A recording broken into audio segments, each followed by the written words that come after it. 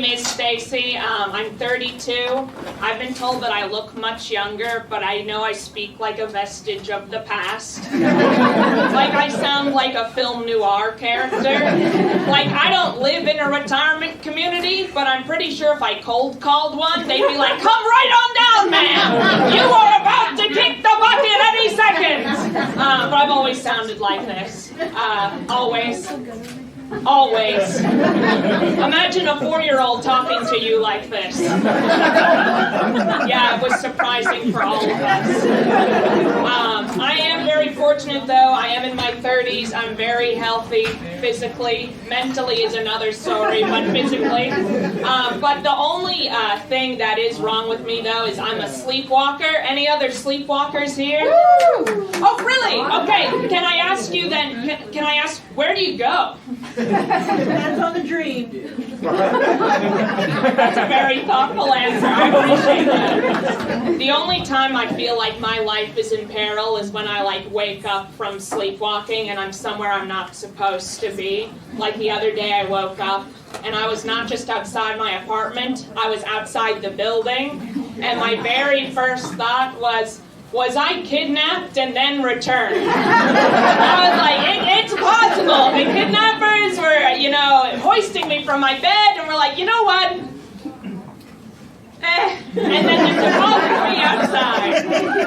But I decided I needed to fix this problem, so I went to my sleep doctor. I had a whole sleep study done. And when I was picking up the results of the sleep study, my sleep doctor was like, "Miss Axler, I have something funny to tell you." And I responded with this. I was like, "I love humor. Hit me with it." And he said this, everyone. He said, "For an average of 15 minutes every night, you stop breathing." And I said, "I'm still waiting for the humor." Where's the humor coming in here?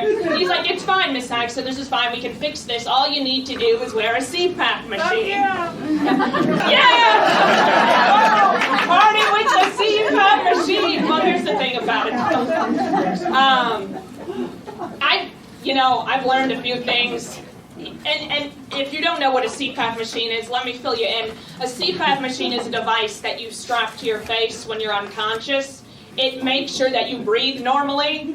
It also makes you look like an octopus. And I've learned a few things, and that is that, everyone follow me here.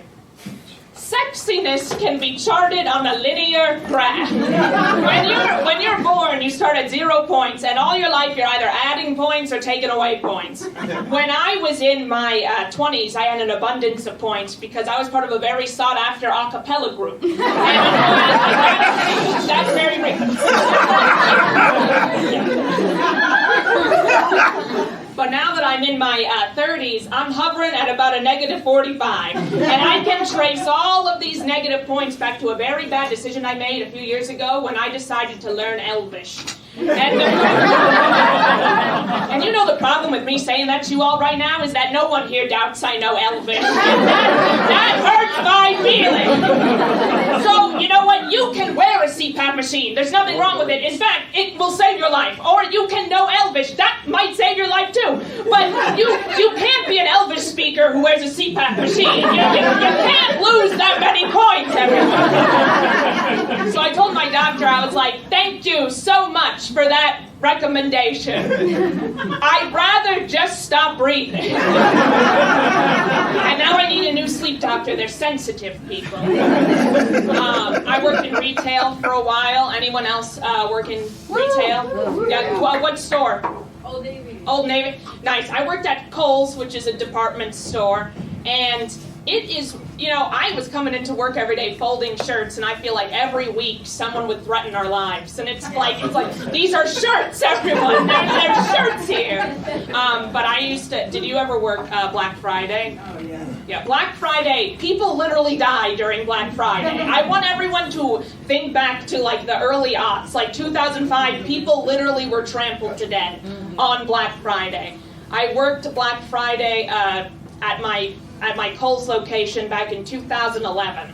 And I was working at the register, and someone ran up to me, and she was like, "Are there still waffle irons here?" And I was like, "Oh, I'm sorry, ma'am. we just sold the last waffle iron about 45 minutes ago. And then she shouted at me, and she said, there is no God!